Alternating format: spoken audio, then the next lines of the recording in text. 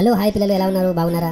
నేను ఈరోజు చాలా థ్యాంక్స్ చెప్పాలి మీకు. మీరు మాకు లైక్స్ పెంచుతున్నారు, వ్యూస్ పెంచుతున్నారు. థ్యాంక్ యూ సో మచ్ రా. మీరు ఇలాగే సబ్స్క్రైబ్ చేయండి, షేర్ చేయండి, లైక్ చేయండి, అలాగే కామెంట్స్ కూడా చేస్తుండండి. స్పారో టీవీని ఇంకా ముందుకు తీసుకెళ్ళండి. Thank you once again.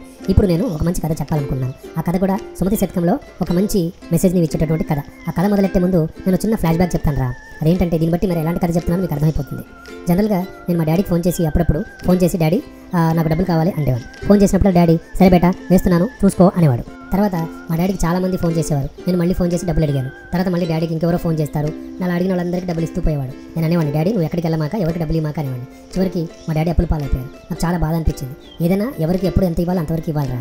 అలాంటిదే మన కథ కూడా. ఈ ఫ్లాష్ బ్యాక్ నుంచి బయటకు వచ్చాను. ఇప్పుడు అసలు కథలోకి వెళ్ళిపోదాం. కథ ఏంటంటే, చంద్రాపురం అనే రాజ్యంలో ఒక రాజు ఉండేవాడు. ఆ రాజు పేరు రాజేంద్రుడు. అతను చాలా దయగలవాడు, దానశీలి. అంటే ఎవరు అడిగితే వాళ్ళకి దానం చేస్తున్నాడు.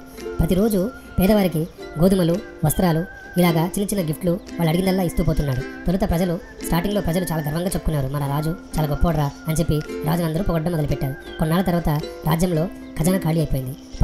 అలాంటి పరిస్థితుల్లో రాజు సైనికులకు జీతాలు ఇవ్వలేకపోయాడు. చిన్న చిన్న సంక్షేమ పథకాలు ఏదైతే ఉన్నాయో వాటిని ఖర్చు చేయలేని పరిస్థితిలో ఉన్నాడు. రాజేంద్రుడు అనే రాజు చివరికి తన గురువు దగ్గరికి వచ్చాడు. గురువుగారు, నా పరిస్థితి ఏంటి ఇలా అయిపోయింది, మీరేమైనా సలహా ఇవ్వగలరా అని చెప్పి రాజేంద్రుడు అడిగాడు. అప్పుడు గురువుగారు, రాజేంద్ర, అతి మాధుర్యమునందున బూడిదయ్య నిప్పు, సమతుల్యతే రాజధర్మం. అంటే రాజు యొక్క అతి మాధుర్యం వల్ల, అంటే అతను చాలా దయగల ఉండడం వల్ల, అడిగిన వాళ్ళందరికీ ఇవ్వడం వల్ల అదంతా నష్టం జరిగింది. కాబట్టి సమతుల్యత అదే రాజధర్మం. అంటే ఏంటంటే ఏదైనా బ్యాలెన్స్ చేయగలడమే రాజధర్మం అని చెప్పాడు. అప్పటి నుంచి రాజు ఈ విషయాన్ని తెలుసుకొని ప్రతిసారి ఇలా చేయకుండా ఎవరికి అవసరమైతే వారికి మాత్రమే సహాయం చేయడం మొదలుపెట్టాడు. దీని యొక్క మోరల్ వాల్యూ ఏంటి, దీని యొక్క నీతి ఏంటంటే, అతి సర్వత్రా వర్జ్యే, ఎక్కువ ఏది కూడా పనికిరాదు. Limitation is the base of happiness అని కూడా ఇంగ్లీష్లో చెప్పుకోవచ్చురా. అతి ఏదైనా నష్టానికి దారితీస్తుంది. లైఫ్లో అన్ని బ్యాలెన్స్ చేయగలిగినప్పుడే మనకు మేలు జరుగుతుంది అని ఈ నీతి చెప్తుంది. అప్పుడు నాకేమనిపించిందో తెలుసా, ఈ సందర్భంలో ఈ పద్యం అయితే బాగుంటుందని చెప్పి నాకే అనిపించింది. మీకు గుర్తొచ్చింది ఆ పద్యం? సరే, ఆ పద్యం ఏంటో ఇప్పుడు చెప్తున్నాను. అదే సుమతి శతకంలో ఓ పద్యం. అతి మాధుర్యమునందున బూడిదై నిప్పు, అతి గర్వమున నాశనమవున్, అతి దానము కష్టమునందు.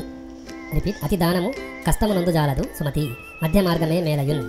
అంటే ఏదేమైనా అతి అంటే అధికమైతే అది నాశనానికి దారితీస్తుంది. అతి తీపి ఉంటే నిప్పు కూడా బూడిదవుతుంది. అతి గర్వం ఉన్నవాడు నాశనం అవుతాడు. మరీ ఎక్కువగా దానం చేయగలిగితే మనకి నష్టమే. కాబట్టి మనమంతా ఎప్పుడు జీవితాన్ని బ్యాలెన్స్ చేసుకోవాలి అని దీని అర్థం రా. అదేనా పిల్లలు, దీనివల్ల మనకేం తెలిసింది? అతిగా ఏది చేయకూడదు, ఆలోచించి దానం చేయాలి. లేకపోతే ఈ రాజులాగే మన జీవితం కూడా ఉంటుంది. కాబట్టి రాజుకు కూడా తెలిసి వచ్చిన విషయం ఏంటంటే జీవితాన్ని బ్యాలెన్స్ చేయాలని. మీరు కూడా ఇలాంటి విషయాలను తెలుసుకుని మరింతగా మీ జీవితంలో అభివృద్ధి చెందాలని కోరుకుంటూ మరొక ఎపిసోడ్తో మళ్ళీ మీ ముందుకుంటుంది మీ పిచ్చుక స్పారో టీవీలో. Keep watching sparrow TV, stay tune sparrow TV. Like చేయండి, షేర్ చేయండి. By by, take care, love you all.